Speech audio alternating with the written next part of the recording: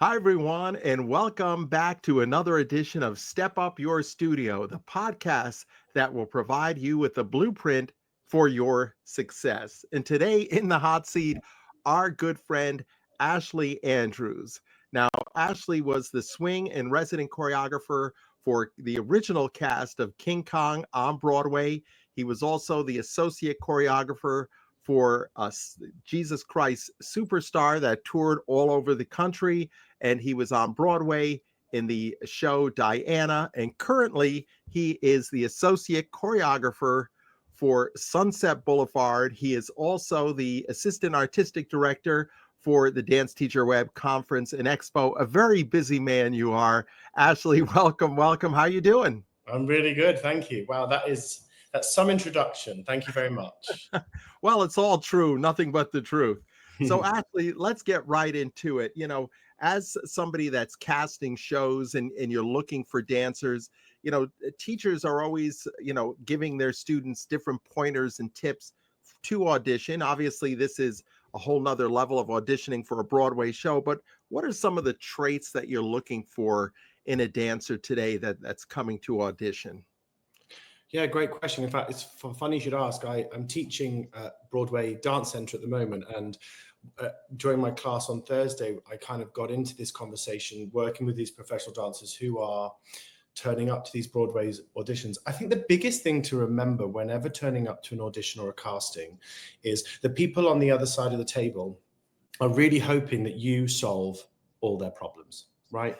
They're hoping that the next person walks in and gives them everything they want. And great, casting's done. We've got, our dancers, we've got our leads, we've got our swings, our dance captains, and everything like that. So the first thing I try and tell my dancers is don't do yourself a disservice by walking in already thinking I might not be what they're looking for. You should walk in going, I could be exactly the solution to their problem. So the only thing that you can do as a dancer is walk into a room and be your most authentic self. Bring your full self to the audition, all your technique, all your training, all your style. Obviously, when auditioning for certain shows and a certain routine, there is a certain style and temperature of choreography or a taste level that they're looking for. But as a dancer, we train in all aspects of dance, don't we? Modern, tap, jazz, ballet, contemporary, all of it. So the best thing to know is you fundamentally have all of those skills in your toolbox to be able to turn up to solve their problem. So I think the biggest thing I always say to dancers is go in with so much confidence and authenticity and believe in yourself and believe in all of the training that you've done before it. And if it doesn't go your way, this, you've been in the business much longer than I have. It's like, it's actually not personal. It's just, if it wasn't meant to be, it wasn't meant to be, and the right thing will come your way eventually. Yeah, and that's easier said than done, though. We know that. It's a little bit of a blow to the ego when you don't get it, but you know what? It rolls off your back and You onwards keep and upwards. going. Yeah, Absolutely. you have to just keep moving forward for sure. Let me ask you, how important do you think it is for dancers to be able to sing as well? Is that really important, or does it depend on the show, or what are your feelings? I mean, I think fundamentally, if you're going into musical theatre, you're a triple threat. You need to be able to act, sing, and dance. And at the level when you're working on Broadway, every level needs to be exactly the same kind of intensity. More and more now shows need huge vocal scores. I mean, they've always had singing. To answer your question simply, yes, all dancers need to be able to sing. Unless, for example, your dancer is thinking, I want to be in a contemporary company, great. I want to be in a classical company, fantastic. I want to be in a circus company, great. Love all of that, with the acro. If you're auditioning for a musical theatre, you have to be able to act, sing, and dance, have great discipline and great talent in all three aspects. I live in quite a theatrical household. As you said, I'm working on Sunset, and my new roommate at the moment is the dance captain in swing on Anne Juliet. And she was just in auditions for a new swing, and it just so happened that one of the people auditioning for this role was someone who was my dance captain for me when I did Jesus Christ Superstar. And they asked me, what's this person like? And I said, this person is incredible, wonderful company member, extremely hard worker, can get on with everyone, the best. And they booked the job, which is amazing for them. But they also had, we need this person who's a swing and dance captain. If they go on for certain tracks, they need to be able to do vocal lines. Can they sing on stage? Can they hold some dialogue?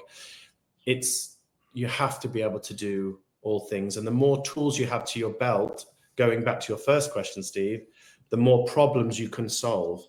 So if you can dance the steps, cover the people, be a nice person, be on time. If you can be all of those things, well, you'll never stop working. Yeah, 100%. Yeah, no, and I love what you said about, kind of once you do get in the industry and you do start working, are you someone that's reliable? Obviously, if you get the job, you have a certain level of talent. Are you reliable? Are you not a pain in the neck? Let's be honest. That's also a factor here as we're moving forward.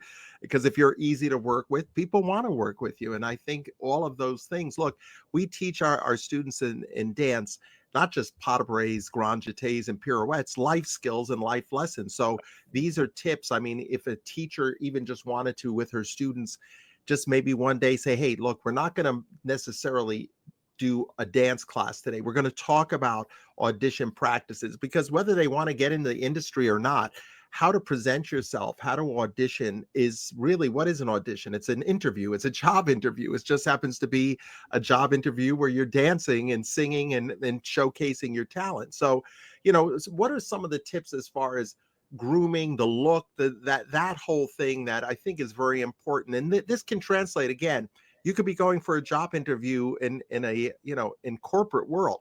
There's a certain look, there's a certain standard, but these kind of life skills we give our students. So any tips with that you're looking for? Yeah, I mean, exactly as you said, if you're turning up and you're going to work for a bank, you're probably not going to turn up in a swimming costume, are you? So it's about turning up appropriate for the audition. So again, if it's a contemporary thing, you probably need relatively tight clothing. If it's a classical moment, have you got your tights? Have you got your point shoes? I mean, all of these things sound so obvious, don't they? Like I've cast a few shows or been on the team to help cast shows, and there's been tap involved, and people have turned up without tap shoes. And you're like, I don't, and it's just those types of things that, as you said, as when you're doing the interview, it's those types of things that make you, I'm trying to gauge within that hour audition. Are you a nice person? Are you friendly? Are you positive? Are you a hard worker? How do you receive notes? How do you approach the rest of the people in the studio? I'm gaining information on you to understand whether you have everything I need to be able to fit the company or fit whatever it is that we're working on. So going back to grooming, it's about, our industry absolutely is represented by what we look. We don't work remote. We don't work behind computers. We can't do our job behind a phone.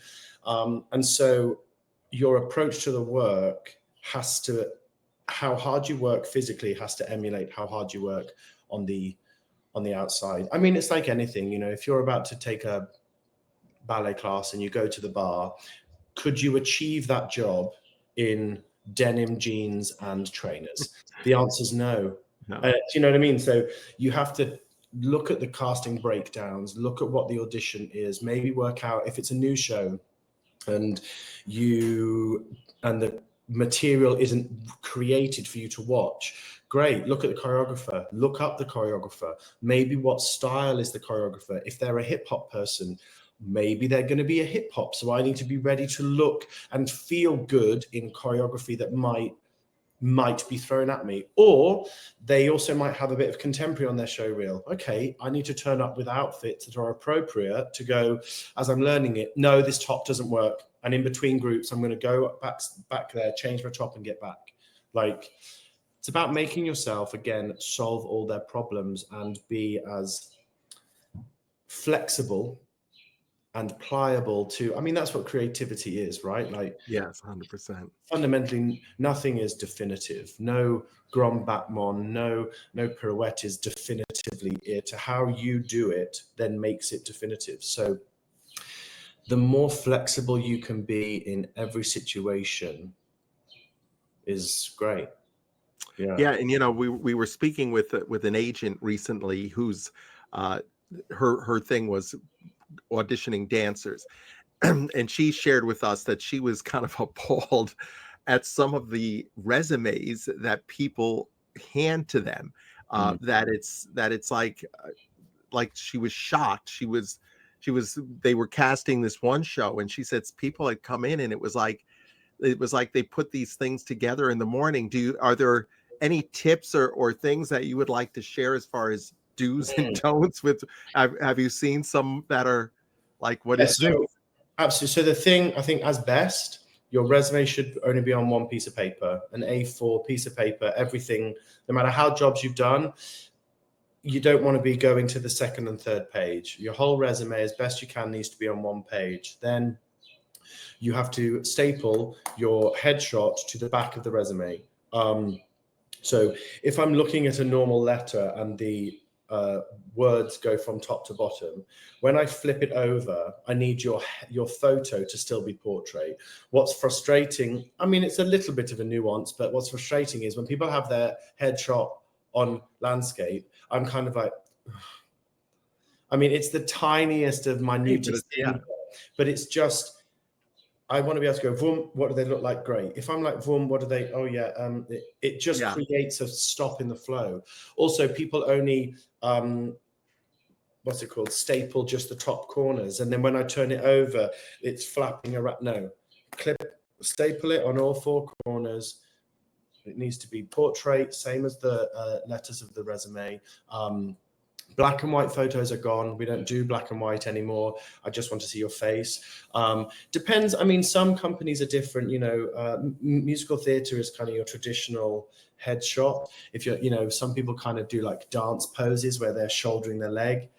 That's great for your website. That's great for your Instagram. But I don't need to see you shouldering your leg on your headshot. I just need your headshot. Then whatever the routine is, that's where I'll work you out from there. Some people have some quite quirky things, at the very bottom where they put special skills. It's a bit risky, but some people, put funny things like, I think one girl put, I make, a full driving license, acro, ballet, Latin training, and then at the end she put, I can make an amazing bolognese. And sometimes it works, sometimes it's a bit brave, and people put things that you go, okay. I remember one person did, what did he do? I can't remember now. He put, I can do an impression of something. And the other thing is, what did he do? Is an impression of a cartoon character or something. And the casting, the director read his resume and then said, can you do it? And he did. So you also Was it good? Yeah, it was actually. Oh, good. You have to be able to, if you're going to have a quirk, your resume has to represent you. If you're going to have a quirk, or if you're going to have something, and then when they ask you to do it, how then do you interact with the casting team, with the, it's all about creating a rapport, because as you said, about creativity and flexibility, fundamentally, it's a very vulnerable thing to create, whether it's dance steps, whether it's a show.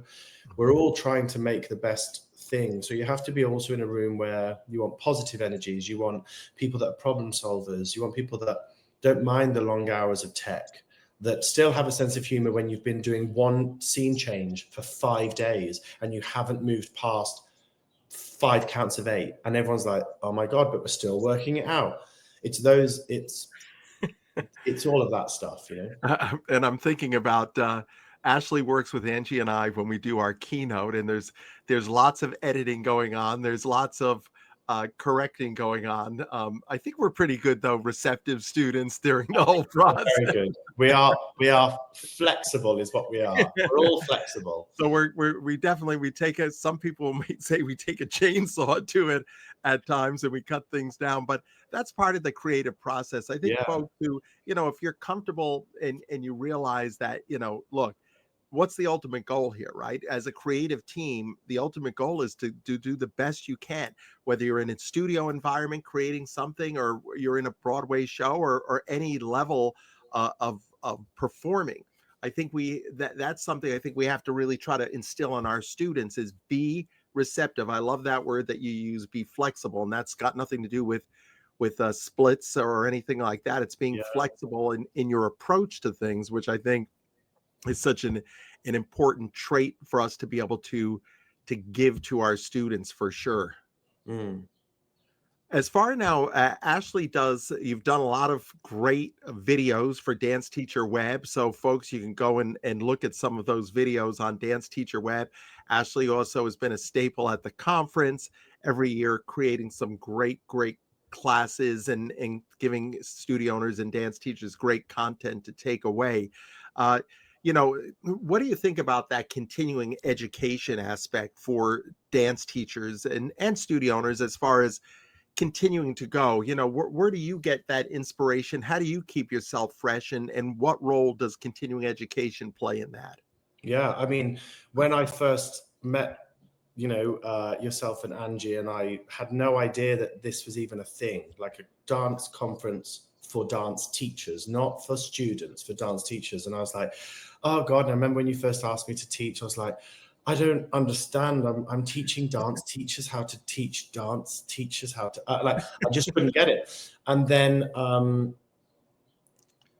the whole idea of what you've created is Dance Teacher Web just proves that continuing education is totally paramount, not only to the dancers, but to the creatives. I mean, going to the conference, and I teach my classes, and then I take other people's classes, and I walk in and I listen to how a different teacher comes up with an exercise to help them with rhythm, or to help them with a difficult step or new moves and stuff. And they come up with the way that they would go, well, this is how I make it work for my dancers. And I'm like, oh my God, that's ingenious. It's like the sharing of information, the community that you've created for dance teachers is so paramount, because information is power. Education, we learn it from everyone. I know as a dance teacher, I'm a product of the teachers that taught me. I know some of my disciplines, some of my traits, some of my passions are absolutely inherited.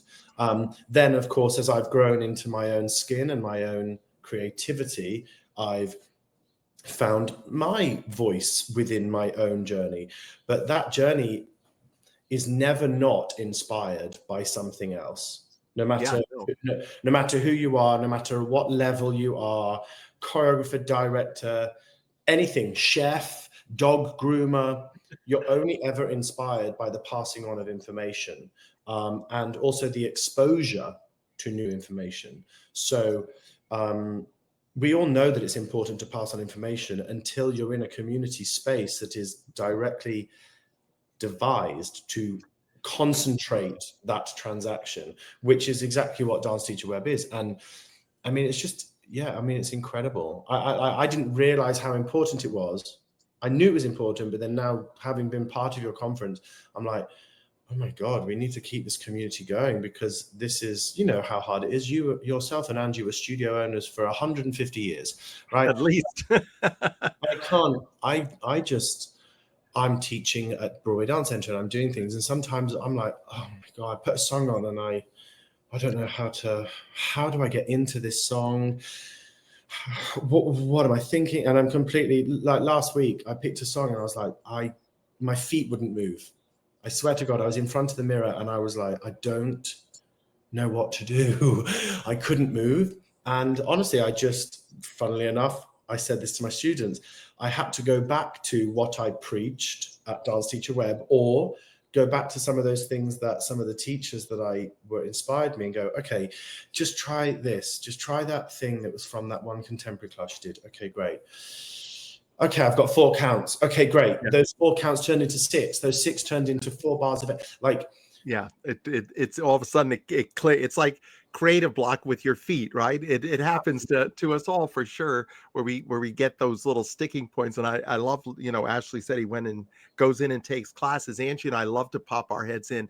As you know, we're getting pulled in 50 million directions during the conference, but love to go and see, whether it be a business session, whether it be a movement class. And whenever, I maybe we're only in there for maybe 5-10 minutes, but there's always some nuggets that we pull out of it. Like you said, it could be something that we've been teaching the same way for forever, and all of a sudden you hear somebody break it down a different way, and you're like, wow, I really like that. And that is the best.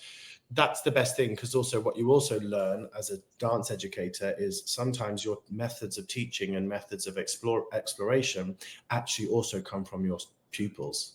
Sometimes those pupils go, I don't know, like, oh, I want to try this, or I want to do this, or they do something in front of you and you go, yes, that worked. Why did that work for you? Well, because you said this and you said this. Great. Like you have those epiphanies when you're teaching all day, every day, and those gems, they're kind of like little, as you said, like breadcrumbs. Yeah. And when those breadcrumbs come along, you're like, I can go a bit further. We're always looking, that's creativity. We're always looking for the breadcrumbs to keep us going. So passing on of information is absolutely a breadcrumb. I mean, Dance Teacher Web is the loaf, is the big, massive, giant loaf. And everyone comes and they take as many breadcrumbs as they possibly can carry home. And we've broken bread with Ashley many a time, so we know how much we all love bread. So yes, we do. Yes. Now, also one of the fun parts that we love about Dance Teacher Web is that networking aspect. Obviously, studio owners will be able to connect with other studio owners from literally all over the world. Dance teachers will be able to connect. We have our expo hall. But I'm really thrilled because Ashley, one of his experiences of networking at the conference has really turned into something kind of awesome. Do you want to share, Ashley, with your experience with one of the networking opportunities that you were able to take advantage of? Yeah, absolutely. I think it was 2021, I think, when the conference. Yeah, right before COVID. Yeah. Yeah, like, or I had just come back, and we'd all been in COVID land. I hadn't done a dance class in a while. I was definitely eating far too much bread. And the incredible choreographer, Mandy Moore, was at your conference teaching a few masterclasses. And as a dancer, I was like, oh my God, I have to go. I was in the hotel room in between classes, and I was like, Ashley, get downstairs, while going through all the demons of, oh my God, you're so out of shape, you've not stretched in a year, you've had too much bread, oh my God, you're gonna be rubbish, no shit. And then I was like, just go in front of her. So I went downstairs, took her class, and it was phenomenal. She is just the most inspiring, kind, compassionate, grounded. She's just phenomenal. And I went up to her at the end of the class. I was like, hello, I'm just gonna say, my name's Ashley, and I think you're amazing. I loved your class. And we vibed. And then she kind of really quickly went, so what do you do? And I was like, I'm a dancer. I work on Broadway, etc. And I'm an associate. She was like, great, like, so good to meet you. Let's connect. And then we went our separate ways. And then a few more months and years passed, and then our paths crossed again when I then did the Snow White film, the Disney film that Mandy choreographed for. We managed to connect again, and that was again another phenomenal, inspiring moment. And then years passed, and then only this couple of months ago, out of the blue, I had a phone call from Mandy saying, how are you? Are you like, what's going on? Love to catch up. And I was like, great, let's catch up. And then I'd just come into her head for a project that she's doing, working on a new show that is going to La Jolla this summer and hopefully transferring to Broadway, fingers crossed. She was like, I need an associate. And this project lined up, and you've been in my, kind of universe for a little bit. And boom. And again, exactly as you said, like that breadcrumb, if those little things hadn't led to it, I wouldn't be here now. And yeah, it's been the most, like, we're doing the workshop for 2 weeks. And it was the most wonderful experience for 2 weeks. Like, it filled my cup so much. Like, Great. as you say, like with dance teaching or working on a show or even just living in New York and trying to pay these bills, your cup can get depleted real quick, you know. Yeah. And my God, working, and then again, creative community, just being back in that room with the energy and how Mandy leads the room and how she's generous. She's so generous and respectful. How she was, I was like, you've filled my cup. You filled my cup. Thank you. I'm going to take my cup away. Thank you. That's it. It was just brilliant. So yeah, Dance Teacher Web absolutely has provided more than enough breadcrumbs for me to live on. Well, that's such a great story, and that's like music to our ears, right? We love hearing that. That's the whole idea, right, behind the Dance Teacher Web concept, is creating community, but a community that can grow, that can network, that can connect. That's what it's about. Because sometimes, dance teachers and studio owners can feel a little bit like out on an island, right, where they don't necessarily maybe have a network of folks that they can connect with. But now, back when we first started our studio, it was very, you were very isolated. Great things. There's lots of great organizations now. There's great ways to be able to tap into all of that, and it's one of the things we're really proud about Dance Teacher Web. So Ashley, I'm going to put you on the spot now, because before we wrap up, I want to ask you, what is one actionable piece of advice or teaching tip that you could give a teacher that they can implement immediately after this podcast? What is the one thing that they can use? Oh, I got them thinking here too. Yeah. I can see the The wheels one turning. thing they can use. The one thing they can use. I think it's the word flexibility.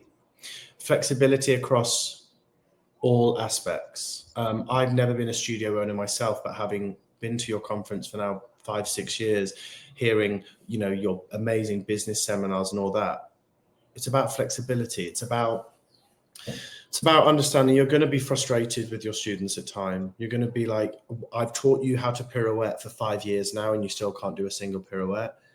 But again, the flexibility to go, not everyone. How can you be flexible enough to keep going? Also flexible to also know in yourself that what you're teaching is not definitive. None of us are the best dance teacher or dance educator in the world. We're all human. So know that you have to be flexible in the fact of your teaching practices. Maybe something else inspires you, and we have to be not arrogant enough to understand that inspiration comes from anywhere.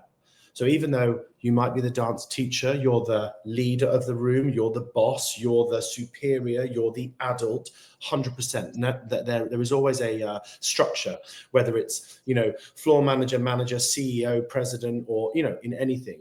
I think it's about flexibility. And that flexibility also gives you peace of mind, because when you're like I was, oh my God, I can't choreograph. Oh, and I'm stressing out and I've hit a brick wall. It's like, be flexible.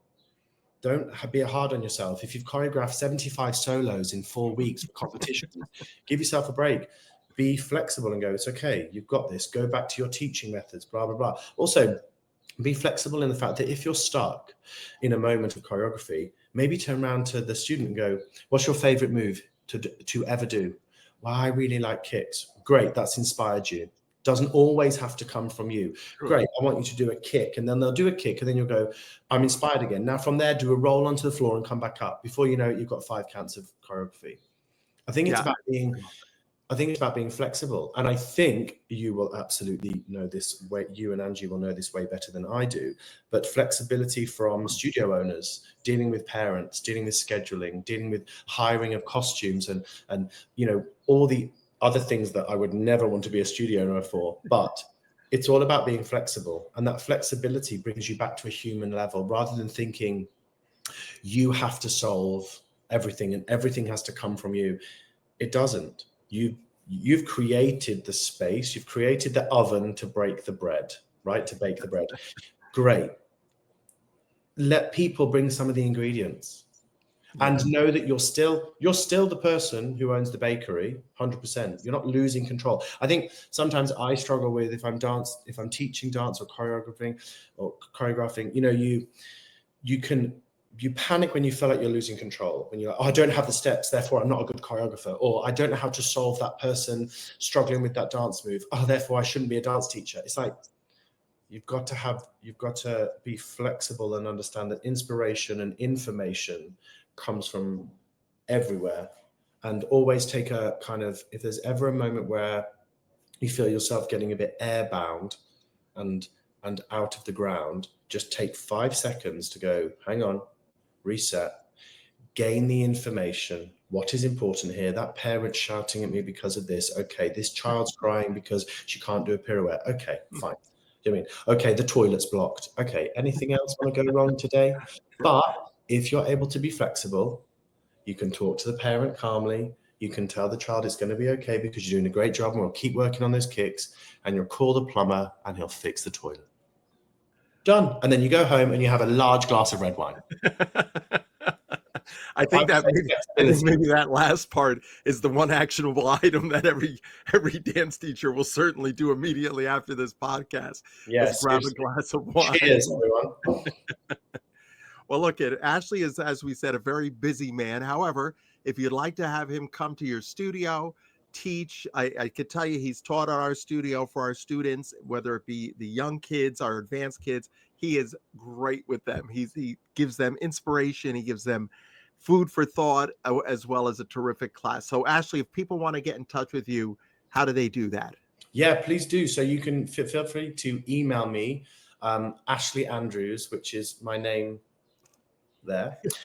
Ashley Andrews at me.com, me.com, or you can find me on Instagram, Ashley J for James, which is my middle name. Ashley J Andrews is on Instagram.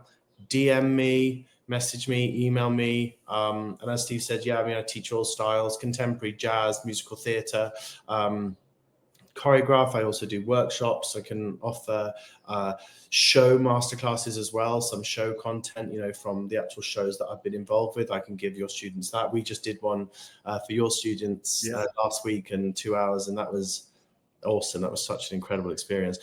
So yeah, contact me. Let's do it. I want to see America through all the dance studios. Let's do it.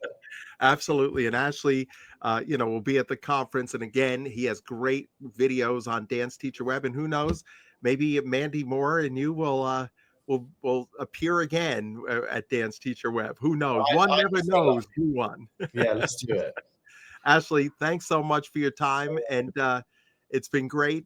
Thanks for all the great information, valuable tips. Amazing. And folks, thanks for tuning in. And we'll see you in our next podcast of Step Up Your Studio. Woo.